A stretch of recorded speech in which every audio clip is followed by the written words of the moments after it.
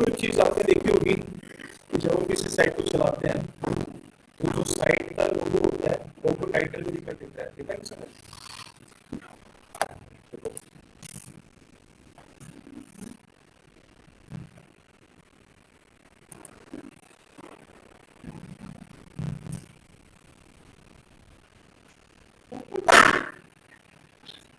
Example के रूप में मैंने गूगल को चला रखा है आपका। अगर आप इसको देखोगे ना तो इसके टाइटल को आप ध्यान से देखते हैं, यहाँ पर अगर दिख रहा है दिस वन, इसको फेव आइकन बोलते हैं। ये देखो ऐसा।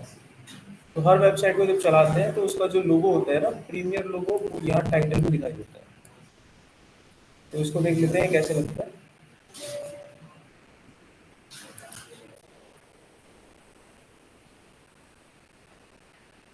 तो यहाँ पर मैंने एक लोगो ले रखा है।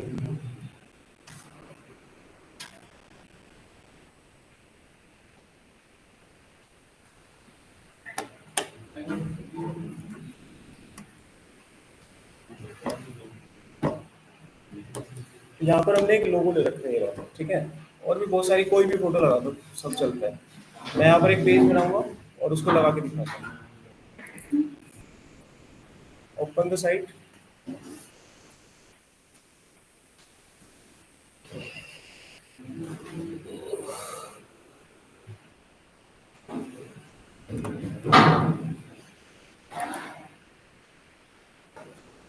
पेज क्रिएट कर लो आप।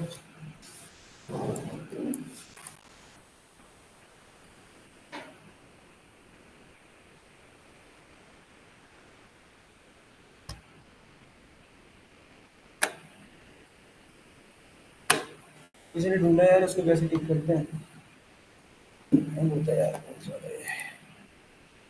हो गया।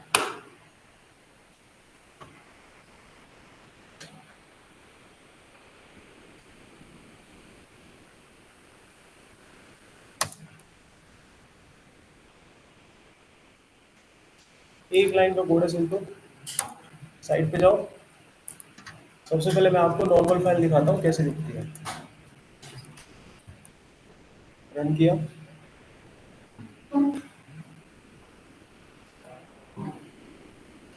तो वहां पे ना एक फाइल का आइकन आता है, एक छोटा सा रेक्टेंगल टाइप का। देखा?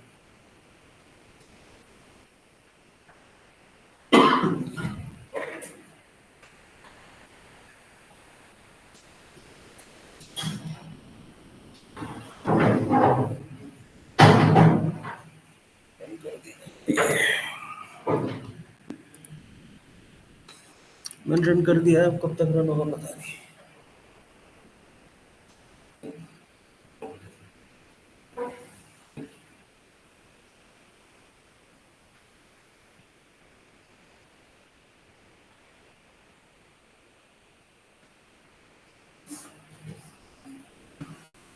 अच्छा, आप लोग ना कई बार जब डाटा भेजते हो ना, कई लोग उसको जिप में भेज देते हैं, वो मोबाइल पे चलता नहीं है। दिक्कत आता है, जिप फाइल नहीं चलती। कई लोग कोड ही भेज देते हैं, कोड वो मोबाइल पे कैसे चलाना है? आप लोग क्या करो, जो फाइल आप बनाते हो उसी को भेज दिया करो। आपने 4 फाइल बनाई, चारों को अपलोड कर दो। 10 बनाई, 10 को अपलोड कर दो।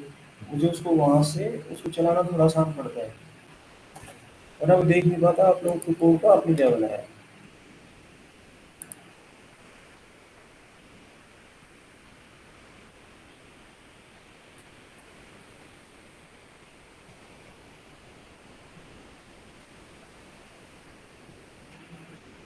देखो वहां पर आइकन दिख रहा है आपको, ये वाला देखो ऐसे।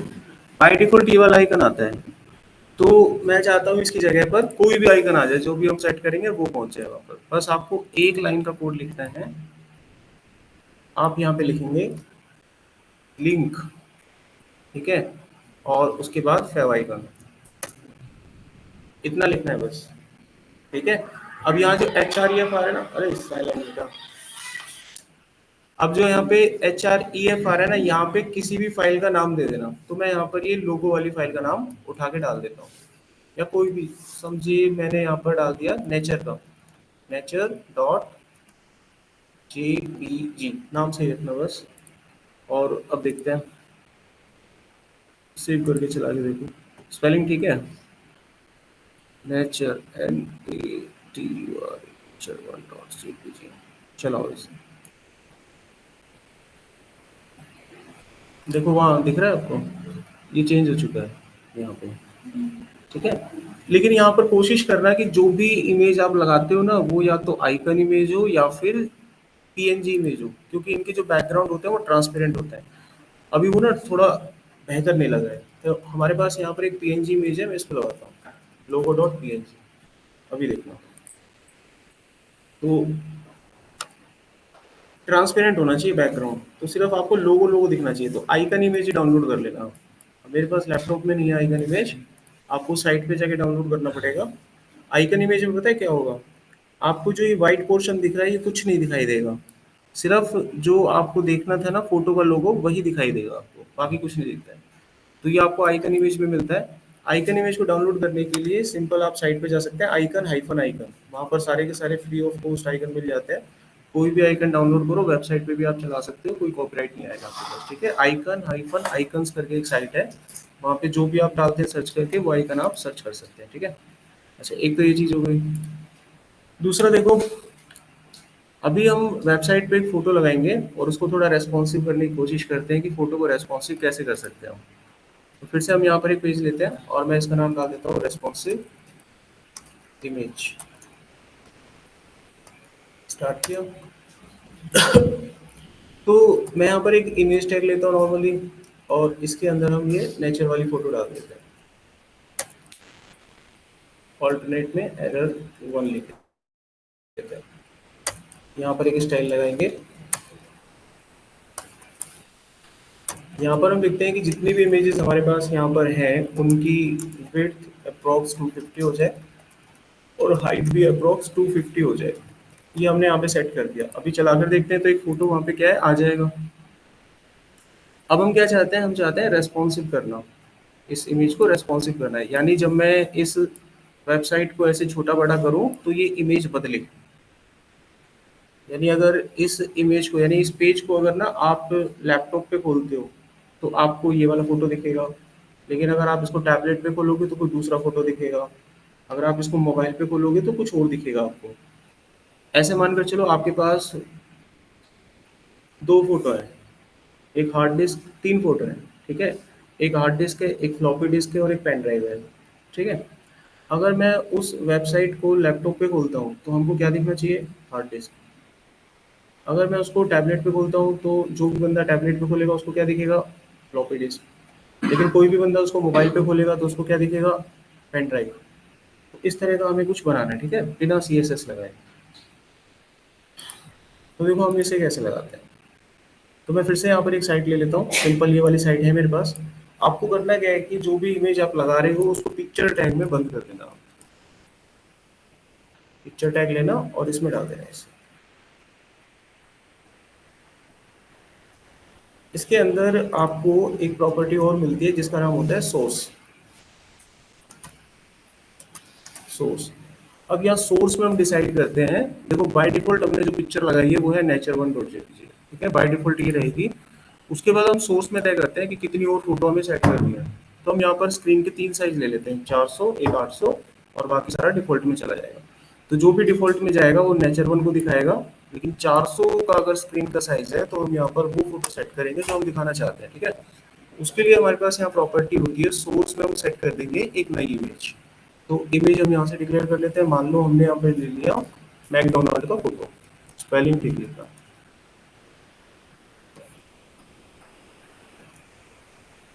.jpg, ठीक है। स्पेलिंग को फिर भी एक बार मैच कर लेना। ओके, अब यहाँ पर आपको बताना होगा मीडिया का सोर्स क्या है, यानी जो साइज है आपकी स्क्रीन का वो कितने साइज पर इसको इम्पैक्ट करे। उसके लिए एक प्रॉपर्टी होती है इसकी, मीडिया, क्या चीज, ई, MCDUNALD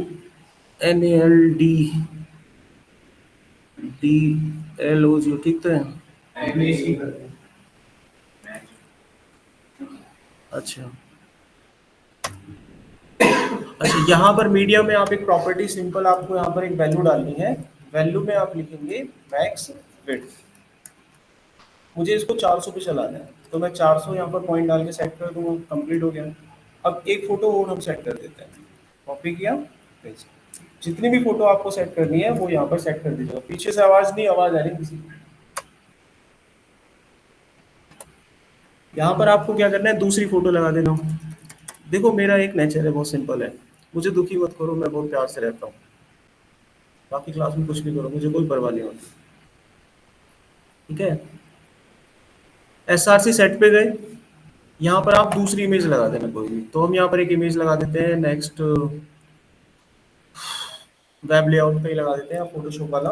तो मैंने लिखा फोटोशॉप पिक 1.jpg, ठीक है। और यहाँ पर हम इसकी मैक्स विड्थ को 800 कर देते हैं। अब चलाते हैं इसे। अब ये तीन इमेज में से कोई एक इमेज आ रही है, कौन सी आ रही है हमें नहीं पता, हम इसको बड़ा करके देखते हैं। बड़ा करेंगे तो ऑब्वियसली नेचर वाला फोटो आना चाहिए। ये चेंज हुआ। अब हम इसको छोटा करते हैं, तो ये 800 साइज यहाँ पर इसने पकड़ा, तो ये फोटो आया। और जैसे ये 400 को टच करेगा, कुछ और फोटो दिखेगा। तो ये कारण होता है कि जब आप सेम साइट को अलग अलग डिवाइस पे खोलते हो तो आपको अलग अलग चीजें देखने को मिलेंगी। ठीक है, ओके। अब हम थोड़ा सा फिल्टर के बारे में बात करते हैं। जब भी आप कोई वेबसाइट बनाते हैं तो वेबसाइट में आपको फोटो लगाना पड़ता है, तो अभी हम सारा कुछ फोटो पे देख रहे हैं। तो होता क्या है कि अगर आप लोग वेब डिजाइनर हैं तो थोड़ा बहुत हमें फोटोशॉप भी सीखना पड़ता है। कुछ ऐसी चीजें होती हैं जो हम एचटीएमएल में खुद से कर देते हैं फोटो के अंदर, जैसे ब्राइटनेस लाना, उसको ब्लर करना, उसको थोड़ा ट्रांसपेरेंट करना। तो ये सारी चीजें हम इसमें सेट कर सकते हैं। उसको एक बार देख लेते हैं वो हम कैसे करेंगे। बिना फोटोशॉप को यूज करे भी किया जा सकता है वो। अगेन हम यहाँ पर एक वेबसाइट बनाते हैं नॉर्मली। एक इमेज ले लेते हैं नॉर्मल। यहाँ पर मैं एक फोटो यूज कर रहा हूँ फिल्टर डॉट जेपीजी करके। यहाँ पर एक फोटो मैंने लिया हुआ है और हम इसका एक साइज मेंशन कर देते हैं।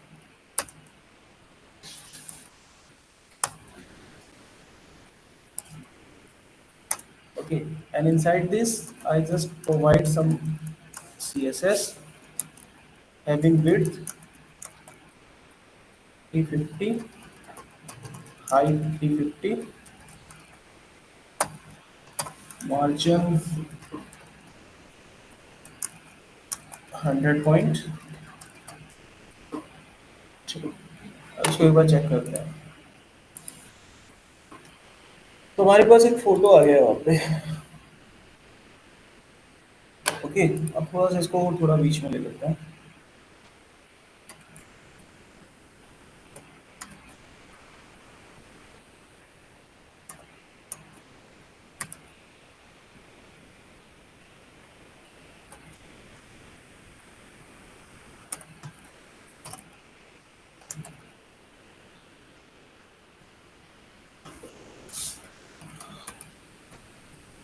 ठीक है, अब इसको मैं एक में लटका देता हूँ।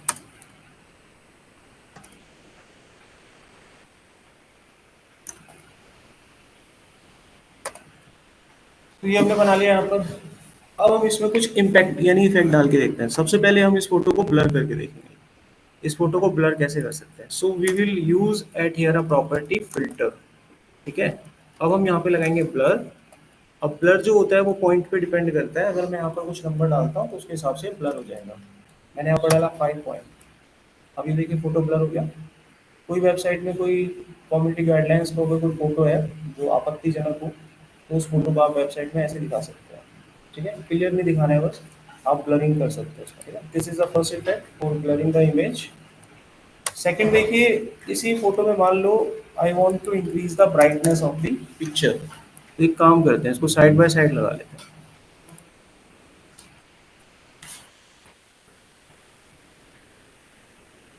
ये दिख रही है ना फोटो आपको? थोड़ा छोटा कर दिया मैंने ये। बड़ा करने के बाद अभी देखो। ठीक है, now the next one is how to increase the brightness in this photo. उसके लिए हमारे पास एक प्रॉपर्टी होती है फिल्टर में ही, that is known as a brightness. अब बाय डिफॉल्ट जो इसकी ब्राइटनेस होती है that is a 100%। That is 100%। It is a by default brightness. हम क्या कर सकते हैं, इसकी ब्राइटनेस को कम या ज़्यादा कर सकते हैं।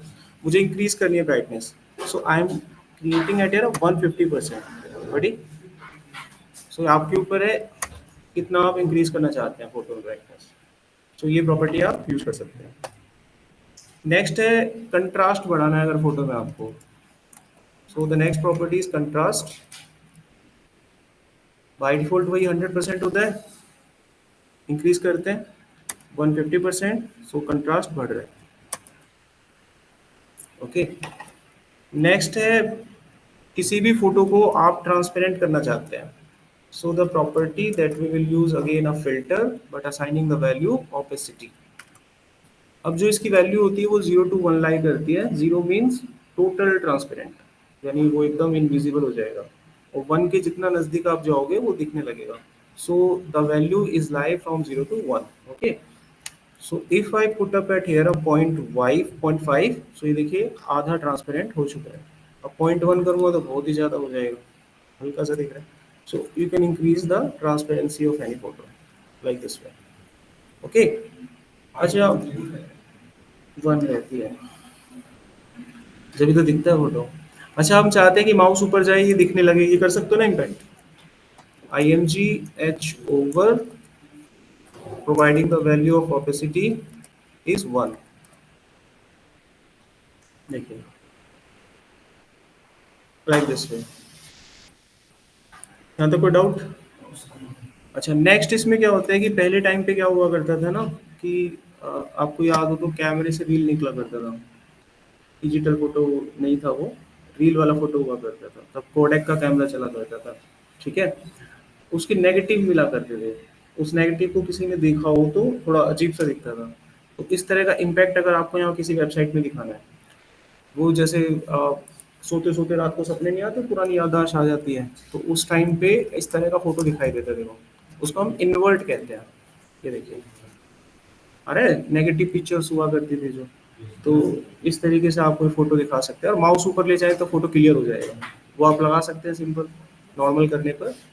सो ये प्रॉपर्टीज है। अब एक इसमें important property, that is how to apply the multiple properties at a same time. Okay, अगर आप उसे अप्लाई करते हैं इट इज नॉट पॉसिबल। जैसे इसका एग्जांपल ऐसे देखिए, let us suppose if I provide the blurring effect. ठीक है, समझ में आता है, ब्लरिंग हो गया। अब मैं इसका जैसे ही ब्राइटनेस बढ़ाऊंगा, the last property that we will apply will be implemented and the previous one will be lost. तो मैंने जैसे इस पे ब्राइटनेस लगाया तो होगा क्या, तो ब्राइटनेस लग गया इस पे, ब्लरिंग क्या हो गया, खत्म हो गया। आप समझ पा रहे हो क्या कह रहा हूँ मैं? तो ब्लरिंग क्या कर दिया उसने, खत्म कर दिया। तो यहाँ पर हम चाहते हैं कि बाय डिफॉल्ट 100 होता है, इसलिए कोई इम्पैक्ट आपको दिखा नहीं। मैं इसको 2 कर देता हूँ, ये ब्राइटनेस हो। मैं चाहता हूँ दोनों इम्पैक्ट पड़े इस पे, ब्लरिंग भी हो जाए और ब्राइटनेस भी हो जाए। So how we can apply, you will have to write the multiple properties at the same time. Simply एक एक करके आपको लिखना है स्पेस प्रोवाइड करते हुए बस, और ऊपर वाली को हटा देना, देखो ऐसे, समझ रहे हो? तो मेरे को बस एक एक करके प्रॉपर्टी ऐसे लिखते रहना है। अगर आपको मान लीजिए इसको क्या करना है, कंट्रास्ट भी बढ़ाना है, तो सिंपली आपको कंट्रास्ट लिखना है और पुटिंग अप द वैल्यूज। तो कंट्रास्ट भी बढ़ गया, ब्लरिंग इफेक्ट कुछ ज़्यादा ही हो गया, 2 कर देते हैं लाइक दिस में। समझ में आ गया? अच्छा, एक चीज़ और देखिए इसमें। अब हम एक काम करते हैं, मैं एक फ़ोटो नेट से डाउनलोड करता हूँ। मैं देख लेता हूँ, क्या पता मेरे पास वो फ़ोटो पड़ा हो। अ, यहाँ पे फ़ोटो नाम का कोई फ़ोल्डर होगा, दिख रहा है किसी को? फ़ोटो नाम से एक फ़ोल्डर है।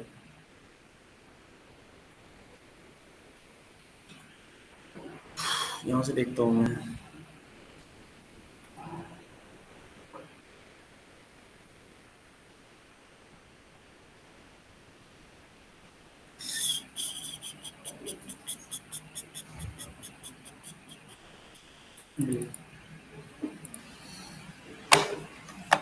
नाम याद रहता है, चीज़ें नहीं पता चलती कहाँ पड़ी है। देखो अभी खोलते हैं इसको, मैं इसके अंदर एक फ़ोटो देखता हूँ जो कि ट्रांसपेरेंट होनी चाहिए। हाँ, इसको मैं एक बार लगा के देखता हूँ, PNG logo. Just give me time. Okay, ये मेरे को एक फ़ोटो दिख रहा है इसमें। कैमरा, इसको हम कॉपी करते हैं, ये एक पीएनजी इमेज है, ठीक है। पीएनजी इमेज जैसे मैंने आपको बताया था, इनका बैकग्राउंड ट्रांसपेरेंट होता है। अगर ये जेपीजी इमेज होती है, अगर इसको किसी वेबसाइट पे मैं लगाता, तो ये जो रेक्टेंगल आपको दिखाई दे रहा है ना, ये व्हाइट व्हाइट सा आ जाता। तो ये थोड़ा जैसे आप टीवी वगैरह देखते हो, तो at the top right hand side you will see the logo of any television, है ना, जी सिनेमा वगैरह, तो वो ट्रांसपेरेंट होता है, वो पीएनजी इमेज होती है।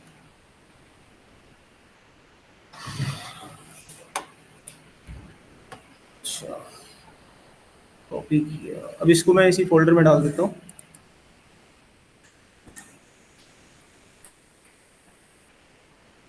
थोड़ा सा बस आपको जैसे मैंने बताया था फोटोशॉप कर लेना हल्का फुल्का, वो चाहिए होगा आपको, हाँ।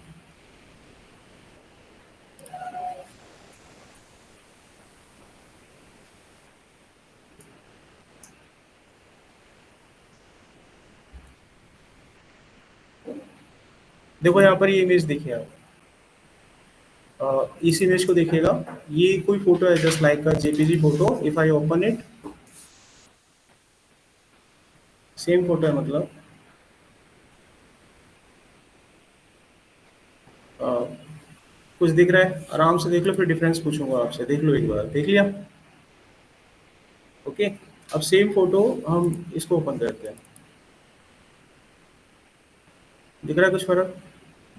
ये वही फोटो है, उसको ऐसा बनाया गया है, ये नेट से डाउनलोड नहीं किया गया, कभी सोचो नेट से डाउनलोड किया, ये वही फोटो था, इसको ऐसा बना दिया, इसमें देखो पानी चल रहा है, चल रहा है, ये जीआईएफ बना ना, ये फोटोशॉप में बनता है ऐसे। आप ऐड नहीं देखते, भगवान जी के गले में माला चल रही है, पहले तो नॉर्मल होती है, वो चल रही होती है, दैट्स पॉइंट। इस तरह की जो फोटोज होती हैं, that is known as the GIF photos, and they will be created with the help of the Photoshop. ऐसे ही देखो यहाँ इस फोटो को एक बार ध्यान से देखिए, देख लिया आराम से,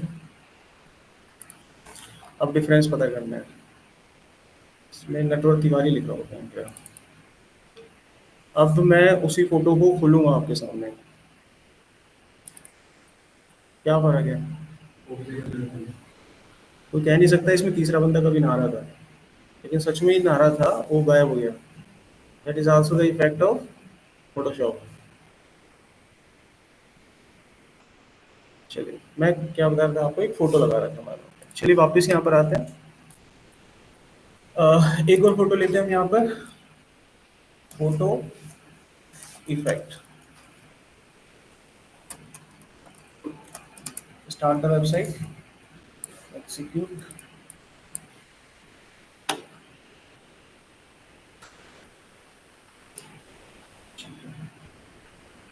तो इसमें मेरे पास एक फोटो है, कैमरा करके एक फोटो थी, उस फोटो को ले आता हूँ मैं, कैमरे वाली को।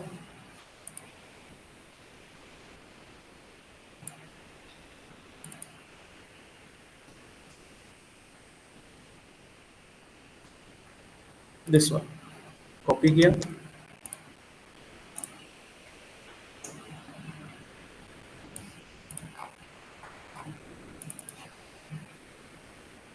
पेस्ट।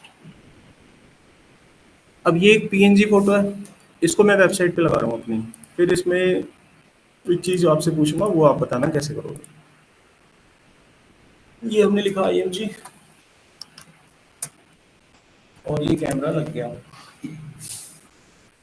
यहाँ लिख दिया एरर, चलो ठीक है, यहीं पे ठीक है। बाकी आप इसका स्टाइल लगाकर थोड़ा आगे पीछे कर सकते हो।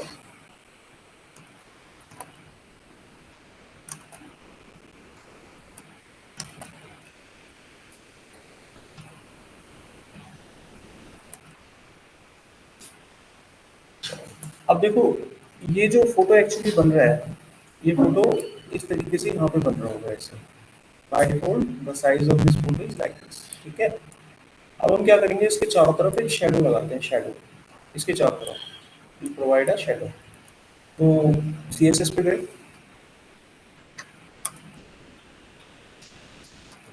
एक डिव लिया, चलो इमेज ले लेते हैं।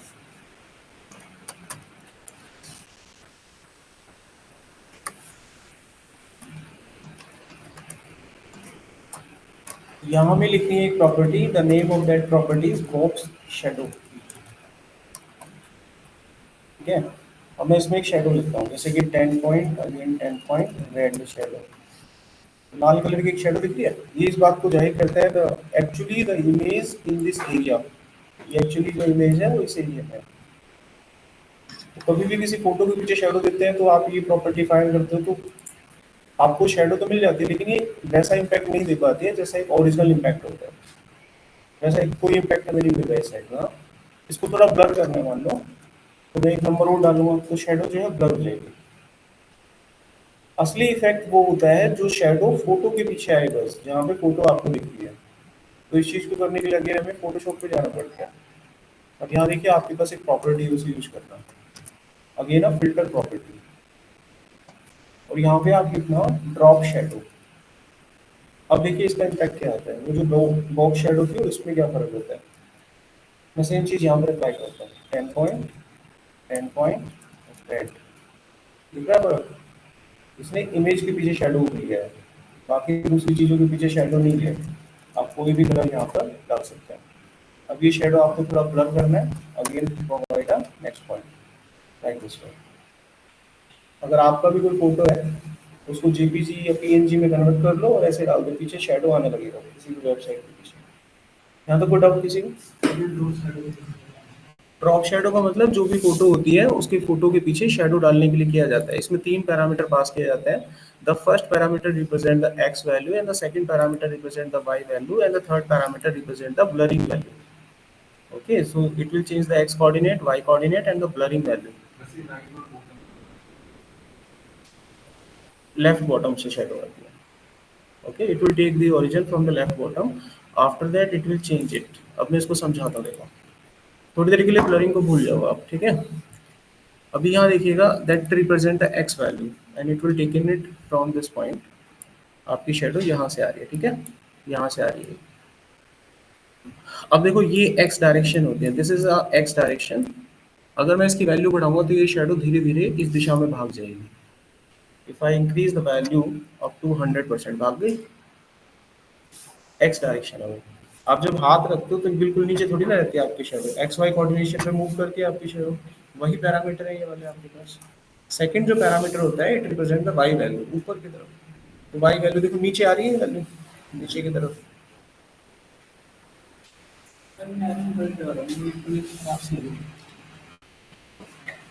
देखो यहाँ पर ये सेकंड वैल्यू जो होती है ये आपकी वाई की होती है, देखो नीचे आ रही है। तो कोई भी शेडो अगर आप 0 0 डाल दोगे तो वो उसके नीचे आ जाएगी, दिखेगी थोड़ी ना फिर आपको। सो आपको थोड़ा बहुत क्या करना पड़ता है, एक्स वाई कोऑर्डिनेशन चेंज करने होते हैं। अगर आप उनको चेंज ही नहीं करोगे तो वो शेडो दिखेगी नहीं। आपको अपनी शेडो भी नहीं दिखती है कई बार जब धूप बिल्कुल ऊपर होती है तो, है ना। तो डाउट यहाँ पे, एक्स माइनस करेंगे तो इस साइड आ जाएगी, गुड। आप अगर इसको माइनस करेंगे तो इस तरफ भाग जाएगी, भागी। और यहाँ पे माइनस करेंगे तो कहाँ जाएगी, it will take it from top side ऐसे, ठीक है।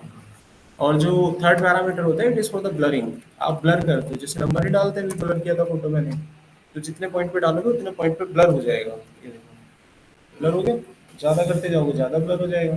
And the last one will be the colour. Colour indication है, कोई भी कलर आप देके डाल दीजिए यहाँ पे। ये तो फोटो पे डाला है आपने, बॉक्स के पीछे डलता है, डिप के पीछे डलता है, आप टेक्स्ट के पीछे डाल सकते हैं। तो टेक्स्ट होता है तो समझ आ गया ये वाला पॉइंट कि कैसे इंप्लीमेंट करना है। चलिए अब नेक्स्ट देखिए यहाँ पर अगली प्रॉपर्टी, टेक्स्ट इफेक्ट। तो अब टेक्स्ट से रिलेटेड कुछ प्रॉपर्टीज है उनको निपटाते हैं यहाँ पर। एक डिव में हमें पैराग्राफ लिख दिया।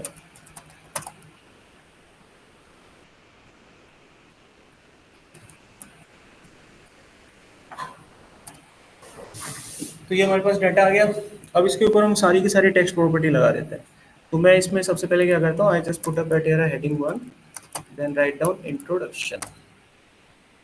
अब हम सबसे पहले इसमें शेडो लगाना सीखेंगे कि जो इंट्रोडक्शन लिखा हुआ है इसके पीछे शेडो कैसे लगेगा। उसको थोड़ा बड़ा करता हूँ। अब देखना है यहाँ पर how to put up the shadow behind heading 1। Style पे गए।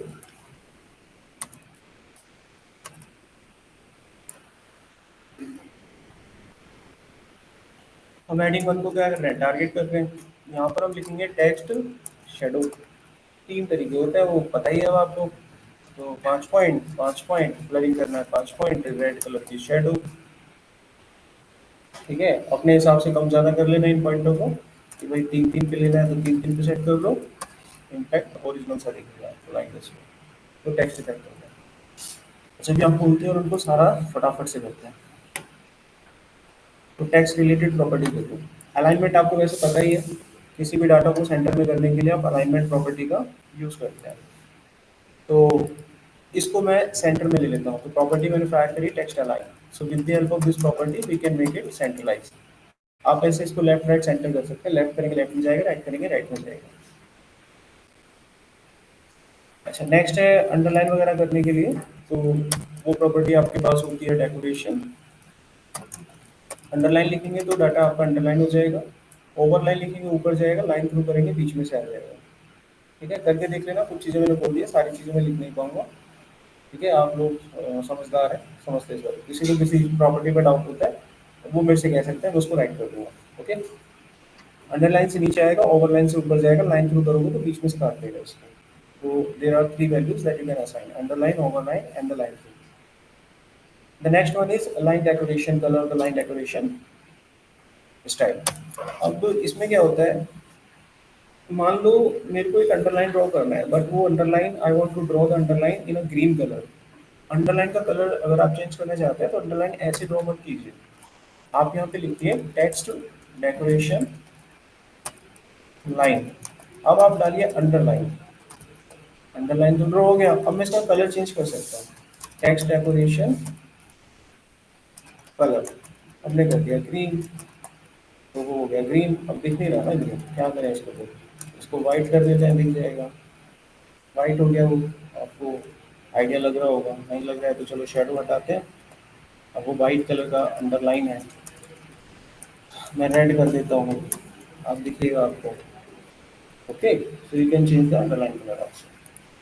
नेक्स्ट आपके पास है कौन सा वाला, ये अंडरलाइन के लिए होते हैं, स्पेशली अंडरलाइन को टारगेट करना है तो आप ये वाली प्रॉपर्टी फायर करते हैं। इसमें ओवरलाइन नहीं होता, ठीक है, लाइन थ्रू नहीं होता, तो इसमें सिर्फ अंडरलाइन होता है। सो with the help of this property you can target it the underline. इसलिए हम यूज करते हैं ताकि हम अंडरलाइन को कलर दे सकें। इस वाली प्रॉपर्टी के माध्यम से हम अंडरलाइन को कलर नहीं दे पाएंगे, अलग से दिया जाएगा। ये दिख रहा है ना आपको टेक्स्ट, ये रहा ना टेक्स्ट डेकोरेशन कलर करके लिखा था, जो लिखा हुआ है वही लिखा है मैंने, कुछ अलग से नहीं किया है। ठीक है, नेक्स्ट देखिए यहाँ पर। अब मान लो ये पूरा डेटा तो लिख दिया, but I want to convert it into the capital case letter. So for that we are using a property text transform. आपको बस यहाँ पर लिखना है अपर केस, हो गया। तो वेबसाइट में कोई भी डाटा हो, छोटे बड़े में कोई फर्क नहीं पड़ता, आप उसको तुरंत ऐसे चेंज कर सकते हैं। लोअर केस करोगे तो वो लोअर केस में चला जाएगा, कैपिटलाइज करोगे तो हर वर्ड का पहला अक्षर अपने आप बड़ा हो जाएगा। तो ये प्रॉपर्टी आपके पास है, वी कैन यूटिलाइज। ठीक है, नेक्स्ट होती है जिसे हम कहते हैं शेडो, मैंने बता ही दिया। अब थोड़ा इस वाले पैराग्राफ को देखो। So this is your paragraph, simple. अब मान लो मैं चाहता हूँ कि इस पैराग्राफ की जो पहली लाइन है इसको एक गैप मिले वेबसाइट के अंदर, I want to provide the gap. इससे पहले कुछ चीज़ पूछता हूँ, तो बॉक्स मॉडल के बारे में बात करता हूँ।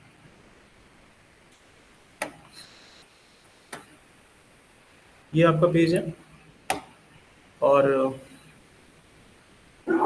इस पेज में ये मेरा div है, let us suppose this is a div and inside this div I right a paragraph. उसकी जो पहली लाइन है मैंने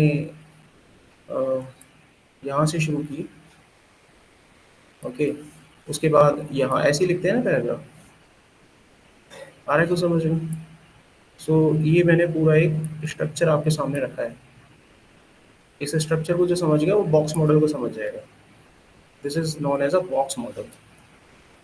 इंटरव्यू में पूछेंगे आपसे ये बॉक्स मॉडल समझाओ, अब मैं कुछ बातें आपसे पूछूंगा, you have to explain it. So what is this, this is your body, this is your body, this is your div and that is the border of the div, huh? And that is a paragraph, that is a paragraph actually. Okay, that is again, अब तो यहाँ पर तीन gap है, तीन gap है यहाँ पे। So what is this gap, what is this gap? Good, this is known as a margin. Nice. Now what is this gap? शाबाश, this is known as a padding. बढ़िया। What is this gap? अब बोलो। ये ठीक गए आप, ये भी ठीक गए। What is this? ये भी तो गैप है ना एक। क्या है ये? इंडेंटेशन। क्या है ये? इंडेंटेशन। इंडेंटेशन, इसको इंडेंटेशन कहते हैं। तो ये जो पूरा डायग्राम आप देख रहे हैं, ये पूरा बॉक्स मॉडल है। जब किसी भी वेबसाइट को इंस्पेक्ट करते हैं तो इस तरीके से डायग्राम दिखता है, आपकी वेबसाइट कहाँ जा रही है, कैसे बन रहा है, वो डाटा कहाँ पर पड़ा हुआ है आपका। इतना समझ में आ गया इसकी जरूरत क्यों होती है? With the help of this you can easily draw the structure. अगर आप इस चीज़ का ध्यान नहीं देंगे तो जो ये मार्जिन, गैप, पैडिंग जो निकल जाती है, बिडिंग वगैरह, तो यहाँ से आपको दिक्कत होगा उसको सेट आउट करने में पेज को। तो बॉक्स मॉडल का आपको पता होना चाहिए। तीन चीज़ें होती हैं। The first one is the margin, okay, and the second was the padding. Now, how to explain margin and padding? What is the difference between margin and padding? How to explain? अब box model ठीक है, आपको समझ में आ गया। अब explain करो, what is margin and padding, why you are saying that it is a padding and why you are saying that it is a margin. कुछ तो पता लग रहा होगा ना आपको, उससे बताइए।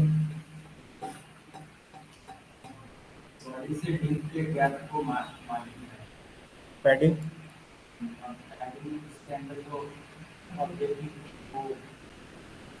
बहुत ही सिंपल है, इसको समझना। जहाँ पर भी आप कोई बॉर्डर ड्रॉ करते हो, बॉर्डर और बॉडी के बीच का जो गैप होता है, बॉर्डर और बॉडी के बीच का जो गैप होता है, that is known as a margin.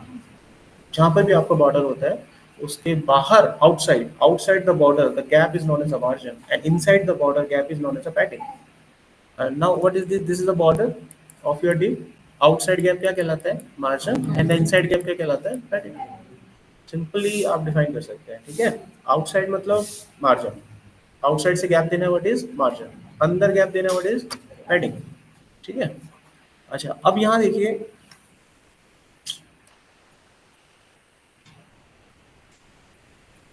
यहाँ पर जो ये प्रॉब्लम थी ना, ये वाली, दिस वन। अब ये जो प्रॉब्लम है, इसको हम क्या बोलेंगे? The gap after the padding, ठीक है। ये जो पैडिंग का गैप है ये वाला, तो अब पैडिंग के बाद जो गैप होता है उसे इंडेंटेशन कहते हैं, that is known as indentation, ठीक है। अब ये इंडेंटेशन होता है, लेट अस सपोज इसको बनाते हैं, ठीक है ना। ओके, सो मैं यहाँ पर पैराग्राफ पे डिजाइन डालता हूँ, बॉर्डर 1 पॉइंट सॉलिड ब्लैक, लग गया।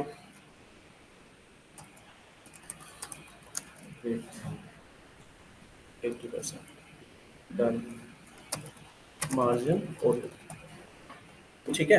अब मैं पैडिंग दूँ तो अंदर गैप मिलेगा, पैडिंग 40 पॉइंट, अंदर गैप आ गया। अब देखिए, I want to provide the gap after padding, ठीक है, तो उसे मैं इंडेंटेशन कहूंगा। तो यहाँ पर अगर मैं लगाता हूँ इंडेंट, ये केवल पहली लाइन के लिए होता है, पूरे पूरे डाटा को नहीं देता है। मैं यहाँ पे लिखूंगा इंडेंट, मैं डाला 100 पॉइंट, तो पहली लाइन को 100 पॉइंट का एक गैप मिलेगा, दिस वन। तो ये इसके लिए होता है, ठीक है। अच्छा, कई बार क्या होता है, ये लास्ट वाली लाइन जो यहाँ पर आ रही है, I want to display this line in the centre, the last line I want to display in centre. So आप उसके लिए लिखिए टेक्स्ट अलाइन लास्ट, क्या कर देंगे इसको? सेंटर। ये देखो, तो पैराग्राफ हमारे क्या कंट्रोल में आ गया। तो हम लास्ट लाइन के साथ और पहली वाली लाइन के साथ खेल सकते हैं। पहली वाली लाइन को तो गैप देना है, simply you can use text indent, and the last line के लिए टेक्स्ट अलाइन लास्ट आप यूज करेंगे। नहीं, बीच के लिए नहीं होता, स्टार्टिंग के लिए होता है, ये स्टार्टिंग के लिए होता है, टेक्स्ट अलाइन लास्ट के लिए होता है, ठीक है। बीच के डाटा को कभी भी कोई गैप देना तो मार्जिन देते जाओ, चलता रहेगा, पैडिंग देते जाओ, बढ़ता रहेगा। हाँ, अगर आपने यहाँ पर पैराग्राफ में मार्जिन लिख दिया तो मार्जिन क्या करेगा? बाहर से गैप ले लेगा, पैडिंग करोगे अंदर से गैप लेगा, ठीक है। ओके, अगर वाइट स्पेस देखो, अच्छा एक चीज देखिए, मेरे को इसमें ये बताओ, how many lines are there in this paragraph, this count. थोड़ी देर के लिए मैं ये प्रॉपर्टीज जो है हाइड कर देता हूँ, I will make it. Now how many number of lines are there, कितनी है? 8 लाइन है, 1 2 3 4 5 6 7 8, ठीक है। अब बताइए कितनी है, अब कितनी है? बढ़ गई, बढ़ गई ना। लेकिन एक्चुअल में देखा जाए तो ये तो एक ही लाइन थी, मैंने तो एंटर मारा ही नहीं है, फिर बढ़ क्यों गई? हमने थोड़ी ना एंटर मारा है, ये तो एक ही लाइन थी। अच्छा यहाँ देखो, अभी देखिए यहाँ पर कितनी लाइन है इस पैराग्राफ में, मैंने तो एंटर मारा ही नहीं है, एक ही लाइन है यहाँ पे। लेकिन ये मुझे इतनी सारी दिख रही है, क्यों दिख रही है? अब क्यों दिख रही है इसमें? मैंने इसको क्या कर दिया है, टेक्स्ट रैप कर दिया मैंने आपको, क्या कर दिया इसको, रैप कर दिया। ऐसे बाय डिफॉल्ट आपकी वेबसाइट में जो भी आप लिखते हैं ना टेक्स्ट, वो रैप होता है बाय डिफॉल्ट हमेशा, कभी भी आगे नहीं जाता वो, कुछ भी लिखेंगे आप, ठीक है। So it is a by default wrap mode होता है, हमें उसे बंद करना पड़ेगा। कैसे करेंगे देखो, मैं यहाँ पे लिखूंगा वाइट स्पेस प्री, तो ये रैपिंग को खत्म कर देगा। अब चलाइए, कितनी लाइन है, हट गया। तो रियल में पैराग्राफ एक लाइन का होता है। अब थोड़ी ना ये रेस्पॉन्स करेगा आपको, ऐसे करो पीछे करो, अब नहीं करेगा। ये तो प्री की वजह से होता है। अच्छा और देखो, अब मान लो हम चाहते हैं कि बीच में लाइनों का गैप देना, I want to increase the gap in between the lines. उसके लिए प्रॉपर्टी होती है लाइन हाइट। ये देखो, लाइन हाइट दिया, लाइनों का गैप बढ़ गया, बड़ी हो गई ना लाइन। अच्छा शब्दों के बीच में गैप देना है तो वर्ड स्पेसिंग करते हैं, वर्ड स्पेसिंग ज़्यादा हो गया तो 30 कर दिया हमने। शब्दों के बीच में क्या आ गया, गैप आ गया, स्पेस आ गया। आप लेटर्स के बीच में स्पेस दे सकते हैं, इंट्रोडक्शन लिखा होगा ऊपर, मैं उसको स्पेस देना चाहता हूँ, ठीक है। So simply I will put up at here letter spacing, तो लेटर दूर दूर चले गए, ठीक है। लेटर वर्ड लाइन आप जैसा चाहें वैसा स्पेस दे सकते हैं, छोटा बड़ा, छोटा बड़ा।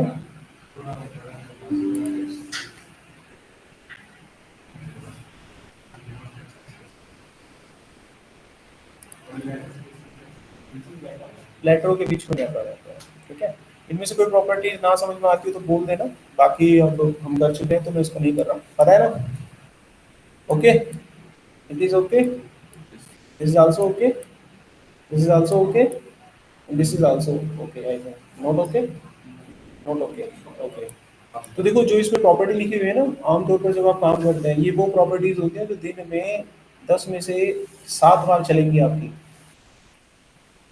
जब आप काम करोगे ना, कोई भी टास्क अगर मैं दूंगा तो ये वो प्रॉपर्टीज हैं that you will fire out of 10 7 bar, 7 times, ध्यान रखें, ठीक है।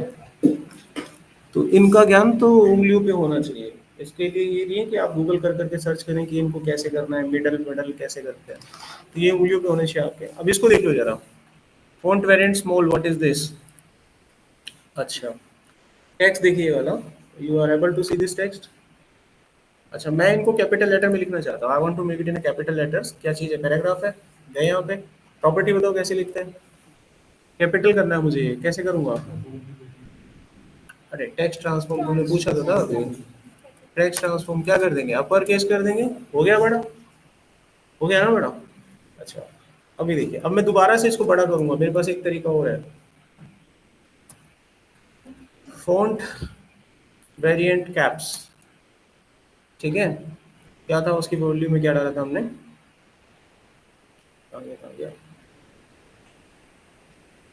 फॉन्ट वेरिएंट, इसमें स्मॉल कैप्स डालना है आपको, ठीक है। ये प्रॉपर्टी लिखिए लो, देखो मैंने डाला है यहाँ पर फॉन्ट वेरिएंट और इसकी वैल्यू दे दी हमने स्मॉल कैप्स। अब देखो इससे हुआ क्या, डिफरेंस बताना, हो गया इससे क्या डिफरेंस है इसमें, ये अच्छा सबसे पहले ये बताइए, it is in a capital letter और in a small letter? Capital letter, without changing the variant of the font. What is the variant, bigger smaller, in a size? तो एल जो बड़ा था वो बड़ा ही है ना, वो छोटा था तो छोटा ही है ना, अपनी जगह पे रहते हुए कैपिटल हुआ है ये, अपने वेरिएंट को चेंज नहीं किया है इन्होंने। अभी ऐसे करना हो, you can go with that.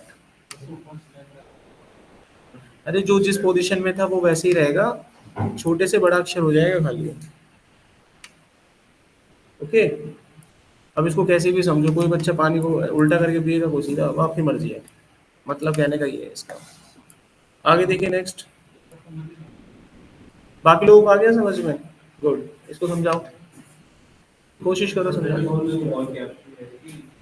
बता रहे थे। फॉर्मेट सेम है हमारे, जैसे हम लिखते हैं कि लाइन का फर्स्ट वर्ड होता है कैपिटल, उसमें जो हमारे स्मॉल अल्फाबेट होते हैं। अच्छा, वो नहीं समझ पा रहा ना, रुको। अंतर ढूंढना है तुमको, मैं इसको दोबारा से बड़ा करता हूँ, आप दोनों में अंतर ढूंढना है, ठीक है? दोनों में फर्क जैसे आप ढूंढोगे मतलब समझ में आ जाएगा। ये भी मैंने कैपिटल किया, दिख रहा है ना? अभी दोबारा कैपिटल करूंगा, वो भी कैपिटल ही है, ध्यान से देखना वो किस तरीके से कैपिटल हुआ। अभी भी इसमें सारे अक्षर कैपिटल है। डिफरेंस समझो क्या है? तुमने अखबार पढ़े नहीं बचपन में है? अंतर ढूंढो, अगर अपने अंतर ढूंढो खेला होता है ना तो आप समझ जाते हैं। हम तो बता चुके हैं, आपके दिमाग में नहीं जा रही है, बाकी सब बच्चों की चली गई है, सबको समझ आ गया कि क्या फर्क है। लार्ज कर दो, जो प्रॉपर्टी सपोर्टेबल होंगी वही तो चलेंगी। हाँ, अरे फर्क दिख तो रहा है बेटा, एल बड़ा है ना, इसका साइज बड़ा है, कैपिटल स्मॉल मत देखो, साइज देखो, साइज। ये आकार में 6 फुट का है और ये आकार में 3 फुट का है, तो वो 3 फुट का बच्चा अपनी जगह पे ही बड़ा हो गया, दाढ़ी मूछ आ गई उसको, हाइट नहीं बढ़ी। ऐसे समझ में आया? हाँ, हाइट नहीं बढ़ी बेचारे की, दाढ़ी मूछ आ गई, भाई ये बढ़ा तो वो लेकिन हाइट नहीं बढ़ा पाया। तो यहाँ पर हम लगाते हैं वेरिएंट, फॉन्ट वेरिएंट होता है आपके पास। और कोई डाउट? आगे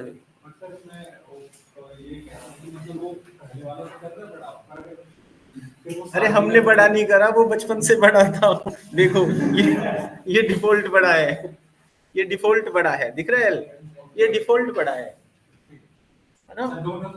भगवान ने इनको तथास्तु करके बोला कि तुम सबकी उम्र 50 साल हो जाए, हाइट नहीं बढ़ेगी लेकिन किसी की, जो जैसा है वो वैसा ही रहेगा। तो सारे लेटर कैपिटल हो गई, जो जितनी हाइट पे था वो उतनी हाइट पे ही रहा, हाइट नहीं बढ़ाई किसी ने। लेकिन अगर हम इसको ट्रांसफॉर्म से करते हैं ना ऑन, सबके सब बराबर हाइट के हो जाएंगे। देखो, ये देखो, हो गई सब बराबर हाइट पे। हाइट का मतलब है उससे, वेरिएंट मतलब है। अंतर तो ढूंढ लिया करो यार तुम लोग, ऐसे तो फिर परेशान हो जाएंगे। आगे देखो नेक्स्ट। ये पता ही है, बोल्डेड बोल्डेड, ठीक है ना? बॉर्डर लगाना, अलग अलग प्रॉपर्टी से एक एक करके लगा सकते हो, और एक साथ देना है तो एक साथ आप लगा सकते हो। This is the property that apply the border. You can apply the border with the help of the single line like this way. It is the width, it is the style, and it is the color. You can implement the property of the border one by one also. Okay? अच्छा, इसमें आप अलग अलग side को भी border दे सकते हैं। If you want to implement the border on the top side, you can go with the border top style, border top color, border top width. किसी प्रॉपर्टी में संदेह लगे आपको बोल देना, समझ में आ गया? बॉटम भी ले सकते हो, लेफ्ट भी ले सकते हो, राइट भी ले सकते हो। ओके, कई बार वेबसाइट होती है जैसे, उसमें ऐसे होता है, दिस इज अ वेबसाइट, और वेबसाइट में ऐसे लिखा होता है, ऐसे लाइन होती है और यहाँ पे डाटा लिखा होता है ऐसे। और कई कई वेबसाइट में ऐसे डाटा होगा, and at the right hand side you will see the line. तो एक्चुअली क्या है, ये बॉर्डर है to the left hand side, it is a border to the right hand side, ठीक है? और कई कई वेबसाइट में तो ऐसे देखा होगा, अगर देखा है तो, this is the web page, और इस तरीके से बन रहा है, यहाँ पे डाटा है और फिर यहाँ पे डाटा है, इनके बीच में लाइन होगी, और नीचे की तरफ यहाँ पे डाटा है, यहाँ पे डाटा है,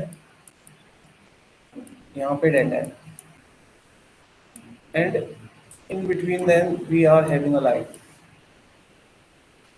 ठीक है? ये भी मिलेगा आपको किसी किसी वेबसाइट में, तो ये भी देखेंगे कैसे बनता है। लेकिन ये बॉर्डर नहीं है, ठीक है? ये बीच में आ रहा है, मतलब ये कॉलन है, कॉलन डिवीजन कर रहे हैं उसको, ठीक है? रूलर कहते हैं। एक वेबसाइट के इसमें कितने हैं, 2 कॉलम है, और इसमें कितने हैं, 3 कॉलम है। इसको बॉर्डर नहीं कहेंगे, बॉर्डर नहीं है ये, ठीक है, तो थोड़ा फर्क है। ये समझ में आ गया, कर लेंगे हम ऐसे, टॉप की तरफ टॉप देंगे, बॉर्डर से बॉटम करेंगे, बॉर्डर तो कहीं का भी कर सकते हैं। एक डेमोस्ट्रेशन देख लो खाली, देखो बॉर्डर हटाते हैं इसका, आ गया, बॉर्डर गायब हो गया। अब बॉर्डर लगाते हैं इसके टॉप पे, चलो लेफ्ट साइड पे लगाते हैं, तो लिखा हो बॉर्डर लेफ्ट और स्टाइल सॉलिड, आ गया। तो कलर बदल गया, बॉर्डर लेफ्ट, कलर ग्रीन, वो दिखता कम है थोड़ा सा ना, रेड, आ गया। कुछ भी कर दो, स्टाइल चेंज करना है इसका, ये भी हो गया। विड्थ बढ़ानी है, border left width 10 point. Border के स्टाइल बहुत सारे होते हैं, डबल करो डबल में आ जाएगा।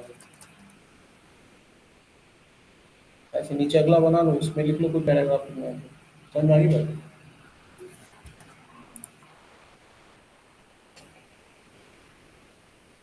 अटेंडेंस लिए मैंने आज।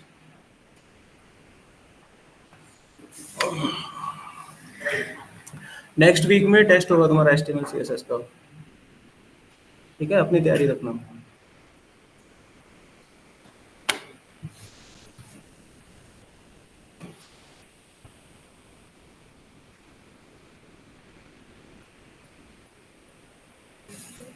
मार्जिन की प्रॉपर्टी पता ही है आप लोगों को, already you know about that, height width margin top bottom.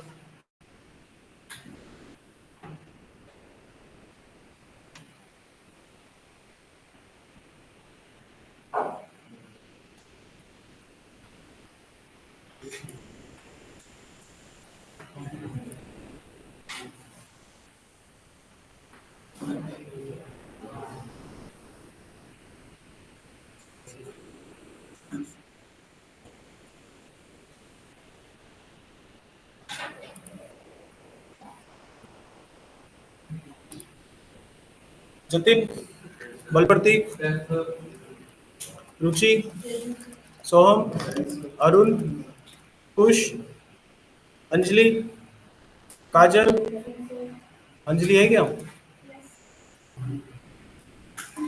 Harshika, Aryan, Megha Singh, Aniket, Imran, Karambir, Alok, Dushyant, Aditya, Payal, Nakul, Neeraj, Deepak, Chirag, Prerna, Paras, Abhishek, Shivang,